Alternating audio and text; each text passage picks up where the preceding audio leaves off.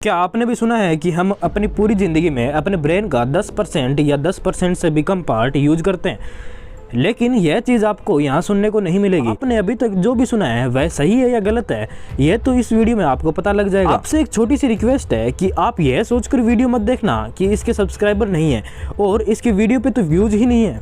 यह सोचकर चलोगे तो आपको यह वीडियो एकदम फेक लगेगी। लेकिन आपको बता दूं कि यह सारे के सारे जो मैं वर्ड इस वीडियो में बोलूँगा इसका प्रूफ दिया जाएगा। तो चलिए वीडियो को स्टार्ट करते हैं। 1890s की बात है। साइंटिस्ट विलियम जेम्स और बोरिस सीरीज एक लेक्चर में जेम्स ने कहा कि हम अपने ब्रेन का फुल पोटेंशियल में से कुछ ही फ्रैक्शन यूज करते हैं, और इसी बात से यह 10% मिथ का ओरिजिन हो गया। क्या आप भी इस मिथ या स्टोरी का शिकार हो? अगर हो तो अब इस मिथ से आप आज़ाद होने वाले हो।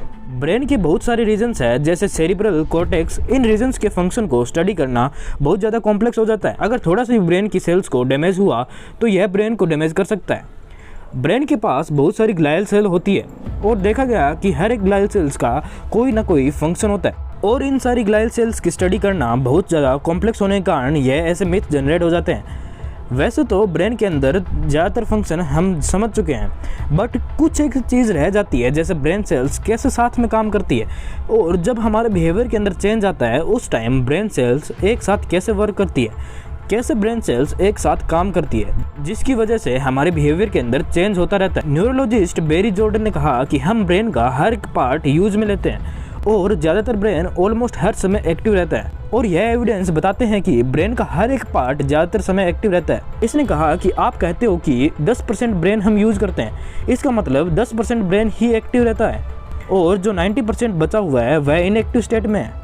इसका मतलब अगर हम 90% ब्रेन जो कि इनएक्टिव स्टेट के अंदर है उसको अगर हम डैमेज करें तो बॉडी के अंदर कोई भी चेंज नहीं होना चाहिए, मतलब बॉडी के फंक्शन को कोई भी डैमेज नहीं होना चाहिए। लेकिन ऐसा नहीं है। अगर हम ब्रेन के कोई भी रीजन को डैमेज करते हैं तो हम कोई ना कोई एबिलिटी लूज कर देते हैं, चाहे वो थोड़ा बहुत भी डैमेज क्यों ना हो। जब तक ब्रेन के अंदर सीरियस इंजरी ना हो तब तक ब्रेन का हर एक एरिया एक्टिव रहता है, जिनमें से कुछ एरिया ज़्यादा एक्टिव होते हैं और कुछ कम एक्टिव होते हैं। पॉजिट्रॉन एमिशन टोमोग्राफी और फंक्शनल मैग्नेटिक रेजोनेंस इमेजिंग, इससे ब्रेन की एक्टिविटी की स्टडी की गई तो पाया गया कि हमारे ब्रेन का हर एक एरिया सोते टाइम कुछ ना कुछ एक्टिविटी करता रहता है। इससे भी यह पता लगता है कि ब्रेन का हर एक एरिया हर टाइम एक्टिव रहता है। आपने अपनी लाइफ के अंदर एक बात तो सुनी हो, जो चीज़ हमारे बॉडी के अंदर काम नहीं आती उसको नेचर हटा देती है, और जो काम में आने वाली चीज़ ही नेचर हमारी बॉडी के अंदर रखता है। पहले हमारे कान के अंदर एक्टिव मसल्स होती थी जिससे हम अपने कान को हिला सकते थे, लेकिन वह मसल हमारे लिए कोई काम की नहीं थी, जिसकी वजह से यह मसल नेचर ने हटा दी। लेकिन अभी भी कुछ लोगों के अंदर यह मसल्स देखने को मिल जाती है। आपने अपने दोस्त या रिलेटिव को भी कान को हिलाते हुए देखा होगा, तो यह लोग एक्सेप्शन के अंदर आ जाते हैं।